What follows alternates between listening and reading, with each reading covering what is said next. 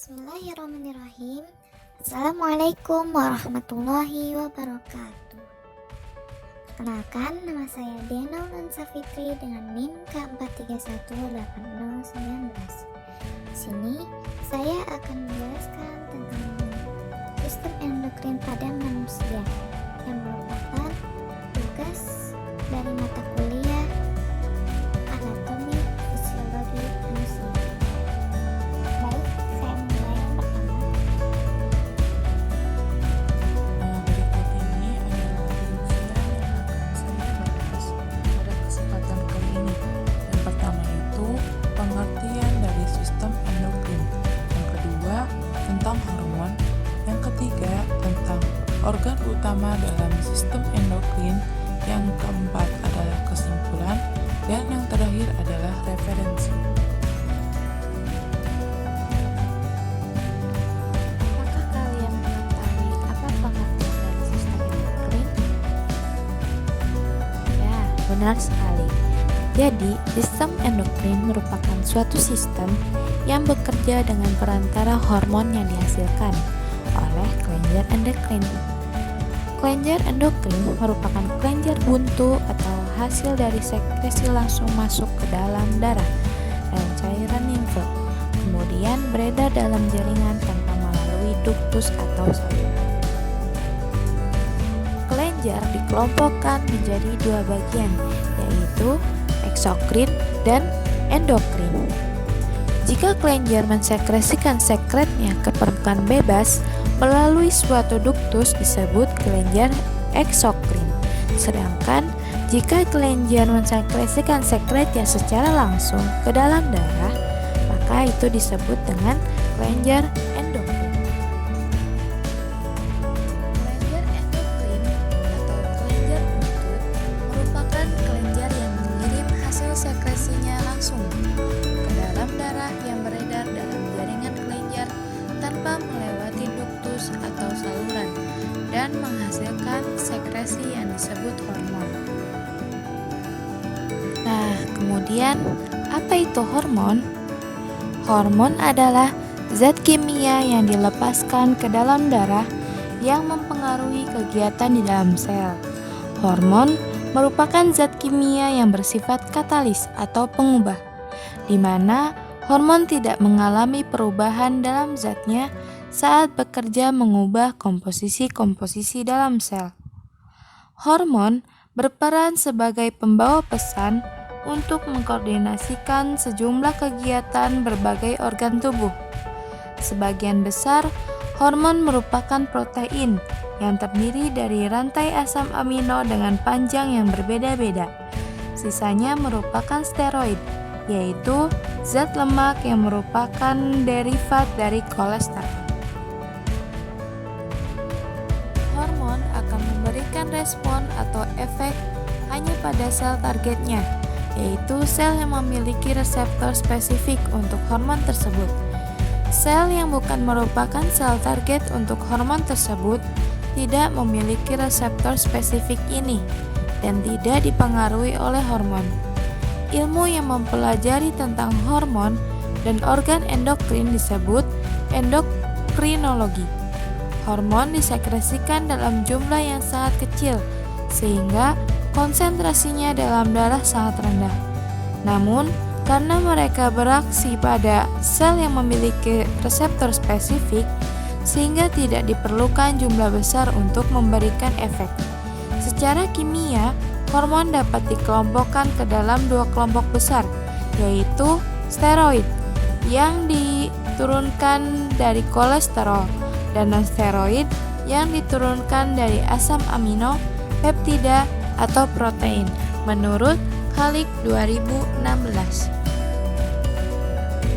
Nah, yang pertama itu ada hormon steroid. Hormon steroid atau hormon berbasis lipid memasuki sel target secara langsung melalui membran sel. Setelah itu, mereka melakukan perjalanan inti dan langsung mempengaruhi ekspresi gen targetnya. Hormon tipe steroid adalah semua hormon seks seperti testosteron, estrogen, dan progesteron.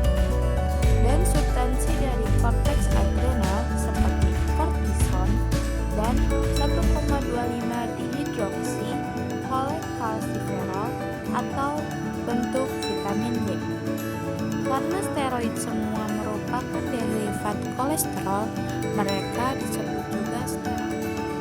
Steroid dapat bertindak sebagai hormon dalam tubuh yang merupakan jenis lipid yang mengandung 4 cincin atom karbon.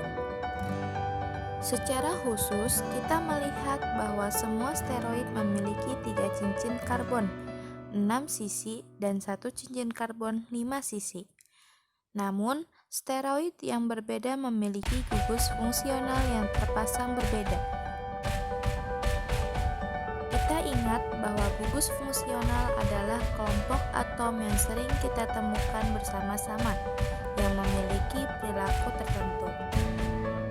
Ketika kita menempelkan gugus fungsional yang berbeda dengan cincin steroid dasar, kita mendapatkan steroid yang fungsinya berbeda. Nah, yang kedua itu ada hormon non-steroid. Hormon non-steroid mengandung 1 atau lebih gugus asam amino, 1 atau lebih dari rantai peptida. Hormon glikoprotein, hormon protein yang mengandung gugus karbohidrat, misalnya hormon hipofise anterior. Fungsi dari hormon non-steroid itu bermacam-macam, mulai dari yang spesifik, yaitu hanya untuk satu jaringan target saja, hingga yang mempengaruhi seluruh tubuh secara umum, atau targetnya itu sangat luas. Hormon non-steroid terbuat dari asam amino. Mereka tidak larut dalam lemak, sehingga mereka tidak dapat berdifusi melintasi membran plasma sel target. Sebaliknya, hormon non-steroid berikatan dengan reseptor pada membran sel. Pengikatan hormon memicu enzim dalam membran sel. Enzim mengaktifkan molekul lain yang disebut pesan kedua yang mempengaruhi proses dalam sel. Kebanyakan hormon endokrin adalah hormon non-steroid, termasuk hormon insulin dan tiroid.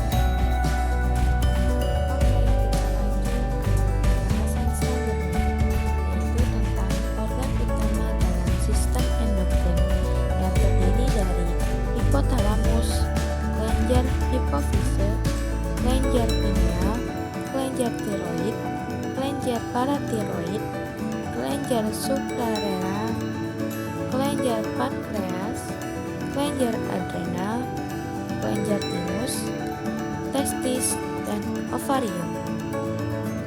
Hipotalamus merupakan pusat tertinggi sistem endokrin yang menjalankan fungsinya melalui hormonal dan saraf. Hipotalamus menghasilkan faktor R atau releasing dan inhibiting atau I yang mengontrol sintesa dan sekresi hormon hipofise anterior. Selanjutnya ada kelenjar hipofise atau hipofisis, terletak di dasar otak besar. Kelenjar satu ini ialah kelenjar terbesar dan dapat mempengaruhi aktivitas kelenjar lainnya. Kelenjar hipofisis terbagi menjadi 3 lobus, yaitu lobus anterior, intermedia, dan posterior. Selanjutnya, kelenjar pineal adalah kelenjar di dalam otak yang berfungsi menghasilkan hormon melatonin. Hormon ini berperan untuk menimbulkan kantuk dan mengatur irama tidur alami atau irama sirkadian. Kemudian ada kelenjar tiroid, merupakan salah satu dari kelenjar endokrin terbesar pada tubuh manusia. Kelenjar ini dapat ditemui di bagian depan leher sedikit di bawah laring. Kelenjar tiroid memiliki peran sangat penting pada kesehatan dan mempengaruhi kerja setiap organ, jaringan, dan sel di tubuh manusia. Kelenjar ini menghasilkan suatu hormon yang disebut hormon tiroid, berbentuk seperti kupu-kupu, berguna memastikan sistem organ tubuh manusia berfungsi dan normal dan mengatur metabolisme atau proses di mana tubuh menggunakan dan menyimpan energi yang masuk melalui makanan. Kelenjar tiroid ini berfungsi untuk mengatur kecepatan tubuh membakar energi, membuat protein, dan mengatur sensitivitas tubuh terhadap hormon lainnya. Menurut Sudaryatni dan kawan-kawan 2020. Sedangkan kelenjar paratiroid itu terletak di daerah kelenjar gondok. Kelenjar ini dapat mengendalikan kadar kalsium dalam darah. Kelenjar paratiroid menghasilkan satu hormon, yaitu parathormon, untuk mengendalikan kadar kalsium dalam darah.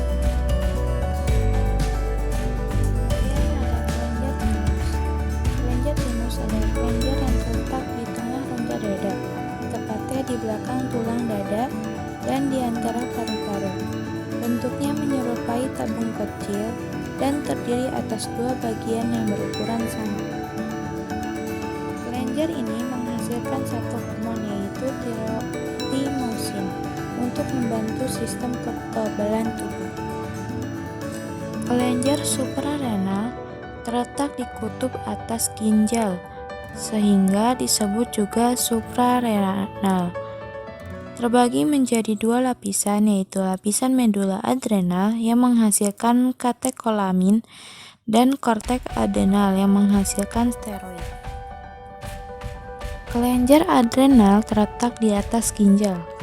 Kelenjar ini terdiri dari dua bagian, yaitu korteks dan medula. Korteks menghasilkan hormon. Yang pertama, korteks mineral untuk menyerap natrium darah dan mengatur reabsorpsi air di ginjal.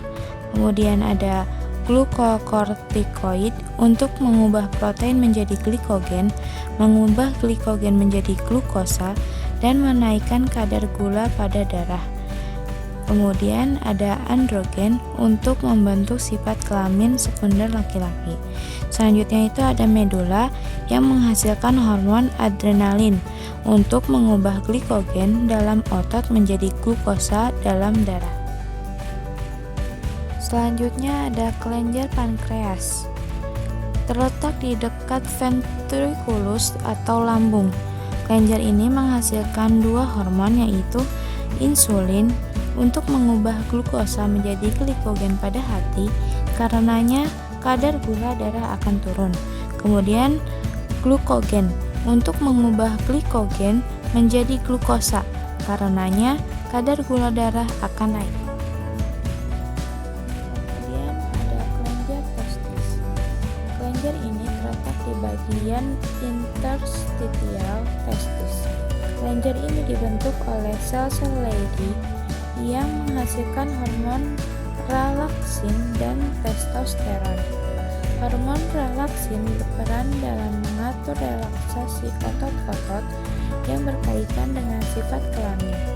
Hormon testosteron berperan penting dalam pengaturan pembentukan sperma dan ciri kelamin sekunder pria. Ada 3 macam sel di testis, yaitu ada spermatogenia yang menghasilkan spermatozoa, kemudian ada Leydig, selanjutnya ada septoid. Kemudian yang terakhir ada kelenjar ovarium. Kelenjar ovarium ini terdapat pada wanita. Kelenjar ovarium menghasilkan 2 macam hormon, yaitu hormon estrogen, yaitu hormon folikuler yang dihasilkan oleh folikel Legras, dan yang kedua itu ada hormon progesteron, yaitu corpus luteum.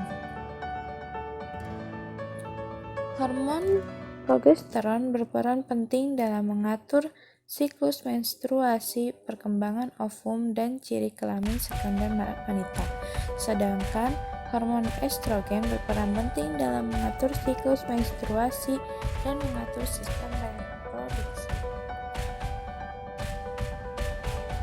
Dapat disimpulkan bahwa kelenjar endokrin atau kelenjar buntu adalah kelenjar yang mengirimkan hasil sekresinya langsung ke dalam darah, yang beredar dalam jaringan kelenjar tanpa melewati duktus atau saluran dan menghasilkan sekresi yang disebut hormon.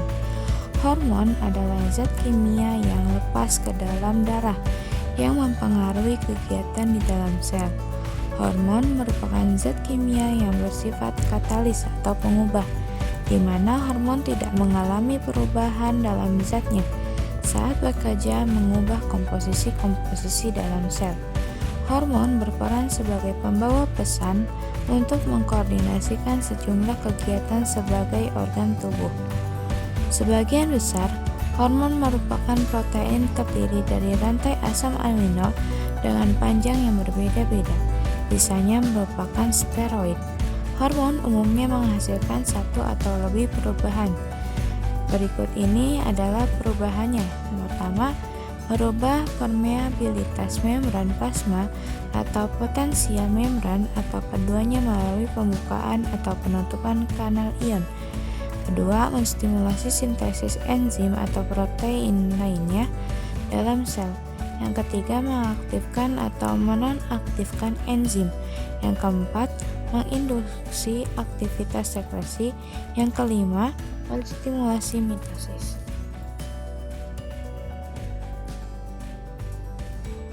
Berikut ini adalah referensi yang saya pakai dalam penjelasan sistem endokrin. Terima kasih atas perhatiannya. Kurang lebihnya saya mohon maaf. Wassalamualaikum warahmatullahi wabarakatuh.